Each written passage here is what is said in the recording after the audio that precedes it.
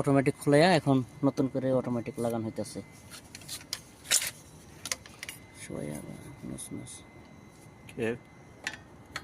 হ্যাঁ রাখি দাইয়ে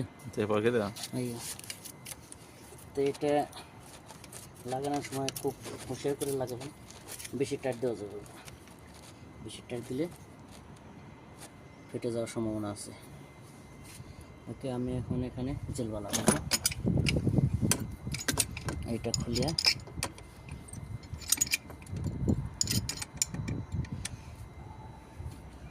নাকাইয়া